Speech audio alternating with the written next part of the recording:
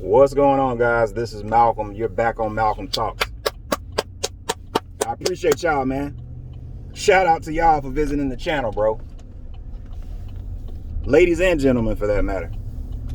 Hey, we back, man. Now, I want to talk to you guys about something that a lot of people don't want to do, but it's very important. Especially if you're trying to get some things cracking, right? You have to do what's needed, and you have to be helpful.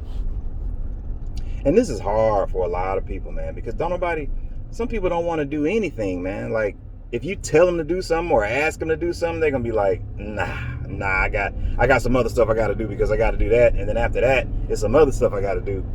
They don't really have anything to do.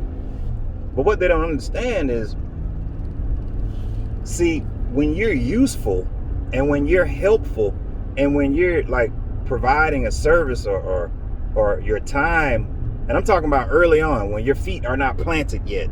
I'm trying to help you get your feet planted, because you don't just get in the game and they just serve up the game to you on a silver platter. It doesn't work that way. I'm one of the only channels serving up game like this on the silver platter, I think. So it's gonna take building rapport with people within an organization, within a group. You're gonna have to do little things you might not want to do just to get your foot in the door. And it works off of a principle, and I'm gonna try to describe that the best I can in this video. So when you reach a certain level, and everybody's on a growth trajectory, like I'm still growing. There's a lot of things that I have not done yet that I want to do, as I'm sure the same thing is with you. But I think some of the success I've experienced, the little bit of success I've experienced in my life, has come from being useful first. So I was always the guy, and I still am, for the most part. I'm always the type of guy to be like, hey, what can I do to assist in whatever this process is, or whatever this problem we're trying to solve? How can I be helpful? What do you need me to do? And I'll ask that question, and I'll be thinking about ways that I can be helpful. Like, how can I help solve something? How can I help this group? What you'll find is, man, a lot of times you'll find that your ass is doing most of the work. But that's fine. Because what people tend to do is, as soon as somebody comes along that's going to fix the problem, they throw up their hands and be like, whoo, thank God, somebody else going to do it. That's just people's general tendency. And when you got money, when you have success already, yeah, you don't have to do every damn thing. That's one of the perks of being successful. You actually do less work. But when you're trying to get your foot in the door, when you're trying to reach that certain plateau or get to that next level, you have to be useful. All right. So if somebody comes up to me and says, hey, Malcolm, it's a paper jam in the printer. Do you know how to do that? I'll be like, well, I'll certainly go in there and take a look at it and see if I can fix something in there. Now, I know that I'm obviously much more capable than fixing a damn printer. I know that that's probably somebody else's job. But see, this has been my strategy that has worked. Now, a lot of you guys might not agree with this. You might be like, nah, man, you got to let the printer guy come in and do that. That ain't my job. You might be that type of guy or that type of person. But what I'm trying to tell you is, when you are consistently helpful and word spreads, right, that, Malcolm is always useful. Like, he's always solution oriented. He's always in the mix. Whenever there's a problem, he's always coming through to solve it. Now, what's going to happen is, over a period of time, maybe it's a few months, it might be a year. Success doesn't happen overnight, guys. If you thought that was the case, then go ahead and just I don't know, man. That's la la land. But what happens is you build a reputation, and a lot of this got to be in you already, but I digress. You build a reputation of somebody who's helpful, and then your responsibility grows.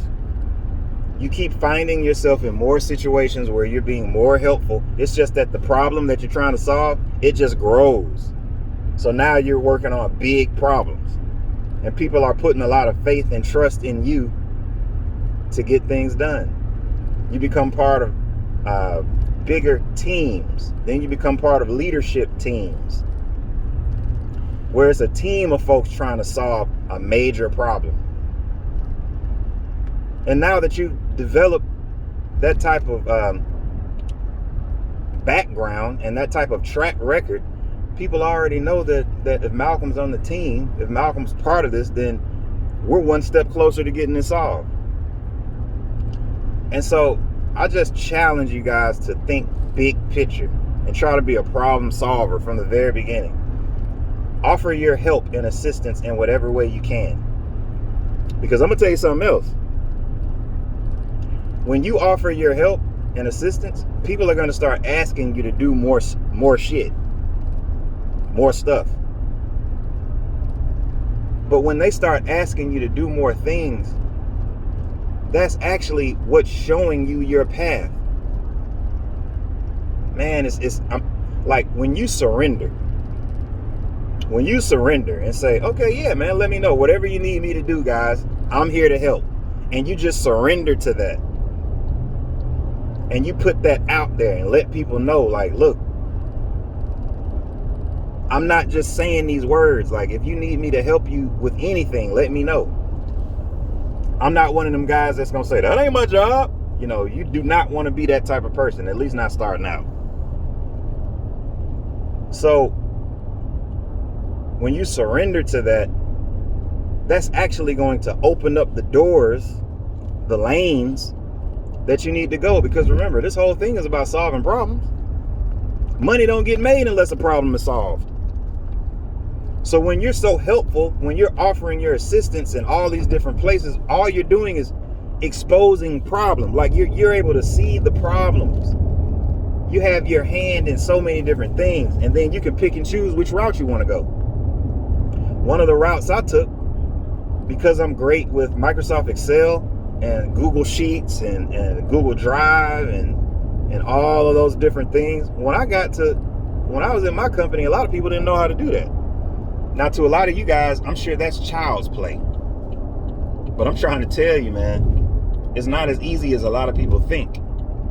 A lot of people look at that stuff as like, they think it's coding or something, like it's Greek. They can't understand how you created a Google folder that contains all these documents. And then within this document, it's all these links that go to other documents. And then you created a form, and that form has drop downs. And then the drop downs can be put into a spreadsheet. Like, they don't know any of that. They don't know how to do it. That stuff is Greek to them. To a guy like me, I'm like, I don't know how y'all was doing business before this. But this came as a result of me being helpful, me understanding what some of the problems were, some of the gaping holes within the organization, and how I could come in and fill them. I can't do nothing but get the game, guys. This is all I can do. Now, whether or not you want to use it, whether or not you want to implement, whether or not you want to surrender to the game, surrender to being helpful in whatever organization you're in a team, whatever the case may be. Be okay with helping people. Take a little bit of time out of your day to help somebody else, man. It'll take you a long way, bro. A long way, my brothers and sisters, or whoever out there may be listening to this channel. I'm noticing a lot of the people commenting are guys. Go ahead and comment, ladies. Let me know what you think. Being helpful.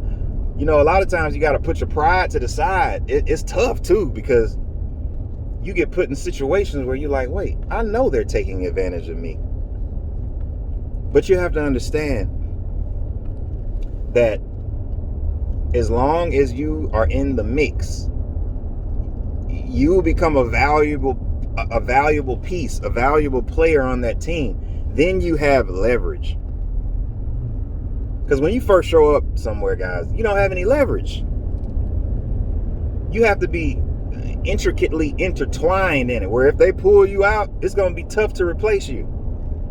You have to become an invaluable member of that team. So now you have leverage. Now you can negotiate different deals. You can negotiate more responsibility and more money. That's what it's ultimately about. But you got to think long term. The last thing you want to do is go up in a job talking about, you know what, my rent went up and I just got a new car and my car note is high, so I need more money. They don't give a damn about your bills. Don't nobody care about your bills. The only way you get paid more money is that you can demonstrate that you're providing more value. That's it. So you got to find out where the problems are. That's how you do that. That's how you make more money. Find out where the problems are and fix them. Just fix them. Fix them and fix them a lot. Become known as a fixer. Build leverage, build rapport, and start pulling people to the side and start negotiating deals. Be like, hey man, I've been working with you guys for like 6 months. I think I've demonstrated my ability to do this and that. I want more responsibility. I want to do more. I want to be more involved. Be bold. But don't talk about, I've been here 6 years and I feel like I need a raise. They're going to be like, and? We don't care about what you feel. What are you bringing to the table? It's just like in the NBA. It's the NBA playoffs right now. And I've already predicted that the Hawks are going to win the championship. I know the series is 2-2. And I know it's looking crazy right now, but watch what we do. It's just like being the point guard on a team and you know how to dribble fast and in between your legs. But every time you get in the game, you're turning the ball over and you're not scoring any points. You can't go to the coach and say, coach, put me in. You never play me. Why can't I play? He going to be like, fool, you ain't producing. You got to be able to produce in this world. In this world, on earth, you got to be able to produce. This is Malcolm. You're on Malcolm Talks. Let me know what you want me to talk about next, man. Let me know. Like the video, subscribe, of course, and I'm going to holler at you guys next time. Peace.